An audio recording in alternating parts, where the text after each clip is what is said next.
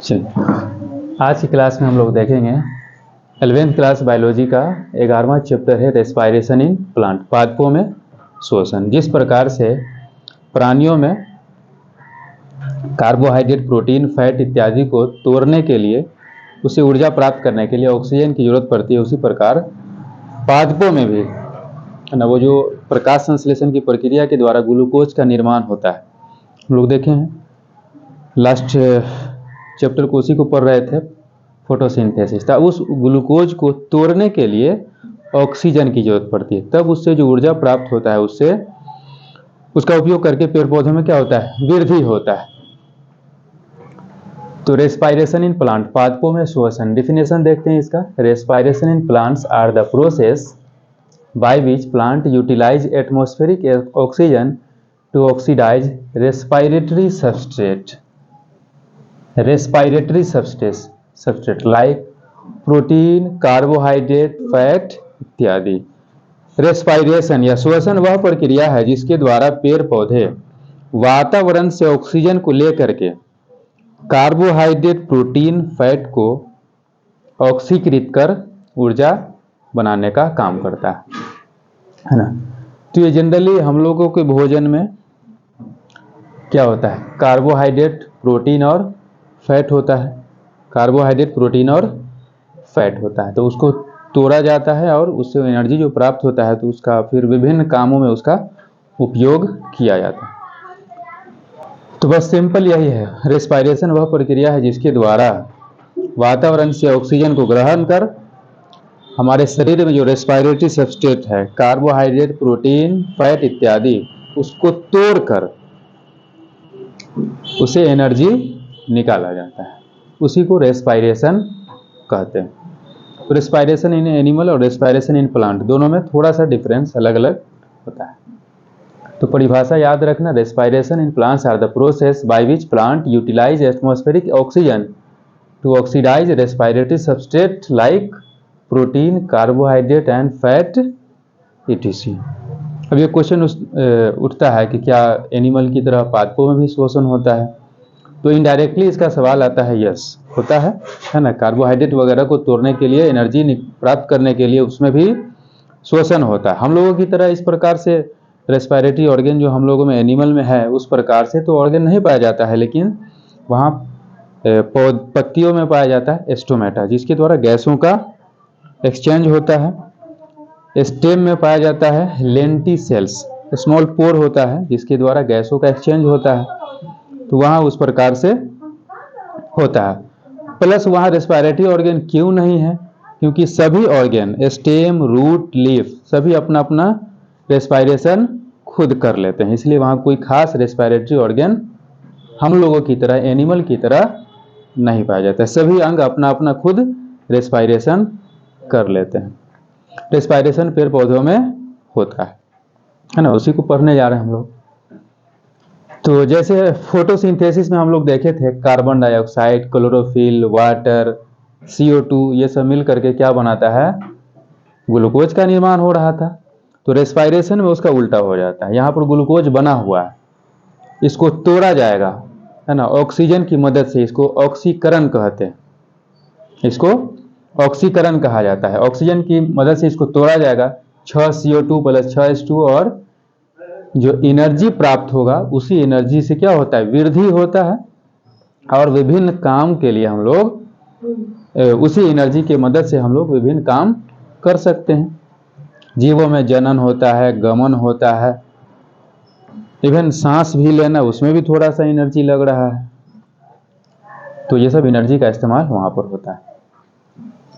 तो फिर ये देखो, बहुत इंपॉर्टेंट पॉइंट है, respiration in plants occur 24 hours. Animal में भी होता है 24 घंटा है ना। Respiration in plants occur 24 hours. Respiration 24 घंटा होता रहता है पेड़ पौधों में। Whereas photosynthesis occurs during day time only. प्रकाश संश्लेषण सिर्फ दिन के समय होता है। रेस्पायरेशन 24 घंटा होने वाली प्रक्रिया है, लेकिन प्रकाश संश्लेषण सिर्फ दिन के समय होगा, है ना। तो अब रेस्पायरेशन को दो भाग में बांटते हैं, दो प्रकार का होता है, एरोबिक रेस्पायरेशन और एनारोबिक रेस्पायरेशन। ये जो कार्बोहाइड्रेट प्रोटीन फैट है इसको रेस्पायरेटरी सबस्ट्रेट कहते हैं। इसी को तोड़ा जाना है, वह सब्सटेंस जिसको तोड़ के एनर्जी निकालना है उसी को रेस्पायरेटरी सबस्ट्रेट कहते हैं। श्वसनीय क्रियाधार है ना, जिसको तोड़ा जाएगा, जिसे एनर्जी प्राप्त किया जाएगा, उसे रेस्पायरेटरी सबस्ट्रेट कहते हैं। तो ये जो रेस्पायरेटरी सबस्ट्रेट है ये ऑक्सीजन की उपस्थिति में टूट रहा है, और पूरी तरह से टूट रहा है या आंशिक रूप से टूट रहा है, ऑक्सीजन की अनुपस्थिति में टूट रहा है। इसके आधार पर रेस्पायरेशन दो प्रकार का होता है, एक है एरोबिक रेस्पायरेशन, दूसरा एनारोबिक रेस्पायरेशन, वायवीय श्वसन और अवायवीय श्वसन।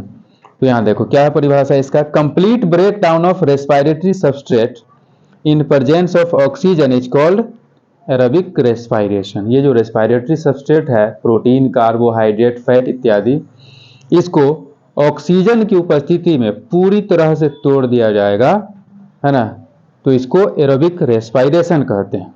कंप्लीट ऑक्सीडेशन, कंप्लीट ब्रेकडाउन, पूरी तरह से एकदम टूट जाएगा छोटे छोटे रूपों में, तो उसको कहते हैं हम लोग एरोबिक रेस्पायरेशन, वायवीय श्वसन, ऑक्सीजन की मदद से। उसका अपोजिट है एनारोबिक रेस्पायरेशन, इनकम्प्लीट, ये एक साथ है इनकम्प्लीट, आयन कंप्लीट अलग नहीं है, इनकम्प्लीट, अपूर्ण, incomplete break down of respiratory substrate in absence of oxygen is called anaerobic respiration. Oxygen की अनुपस्थिति में रेस्पायरेटरी सबस्ट्रेट को जब अपूर्ण ब्रेक डाउन होगा, पूरी तरह से वो नहीं टूटेगा, तो उसको हम लोग वैसे श्वसन को एनारोबिक रेस्पायरेशन कहते हैं। ठीक है, अब ये जो टूटेगा, एनर्जी जो रिलीज होगा, कार्बोहाइड्रेट, प्रोटीन, फैट जो भी है, तो एनर्जी डायरेक्टली उपयोग नहीं कर लिया जाता है। लिखा हुआ है energy released by oxidation in respiration are not used immediately. ये सब रेस्पायरेटरी सबस्ट्रेट जो है, कार्बोहाइड्रेट, प्रोटीन, फैट, इसको टूटने से जो एनर्जी निकलता है वो उसका इस्तेमाल डायरेक्टली नहीं होता है, इमीडिएटली नहीं होता है, उतना जल्दी नहीं होता है। It is used to synthesise ATP, इसका उपयोग करके एटीपी बनाया जाता है, एटीपी के रूप में वो संचित हो जाता है। Whenever needed it is broken down to release energy, ATP के रूप में ऊर्जा संचित हो जाता है, और जब शरीर को एनर्जी चाहिए तो वो एटीपी को तोड़ करके ऊर्जा प्राप्त कर लेता है। इस प्रकार से ATP act as energy currency, ATP ऊर्जा मुद्रा का कार्य करता है, एटीपी ऊर्जा मुद्रा का कार्य करता है। एटीपी को एनर्जी करेंसी भी कहा जाता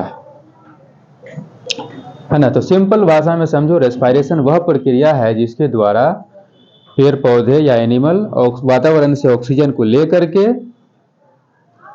रेस्पायरेटरी सबस्ट्रेट जो है, कार्बोहाइड्रेट, प्रोटीन, फैट, इस सबको ऑक्सीडाइज करके, है ना, ये सब कार्बोहाइड्रेट, प्रोटीन, फैट्स में देखते हैं ना, उसमें बहुत सारा बॉन्ड होता है, कार्बन कार्बन बॉन्ड होता है, कम्प्लेक्स बॉन्ड होता है, उसको तोड़ा जाता है, उससे जो एनर्जी निकलता है उसका उपयोग विभिन्न काम के लिए करते हैं, तो उसी को हम लोग रेस्पायरेशन कहते हैं। दो प्रकार का रेस्पायरेशन होता है, जब वो जो कंप्लीट ब्रेक डाउन होगा ऑक्सीजन की उपस्थिति में तो उसको एरोबिक रेस्पायरेशन कहेंगे, और इनकम्प्लीट ब्रेक डाउन होगा ऑक्सीजन की अनुपस्थिति में तो उसको एनारोबिक रेस्पायरेशन कहते हैं ना। फर्मेंटेशन वगैरह इसमें हम लोग देखते हैं, दही वगैरह का कैसे पूरा ऑक्सीजन की उपस्थिति में ये नहीं होता है। तो फिर नेक्स्ट क्लास में हम लोग इसको कंटिन्यू करेंगे।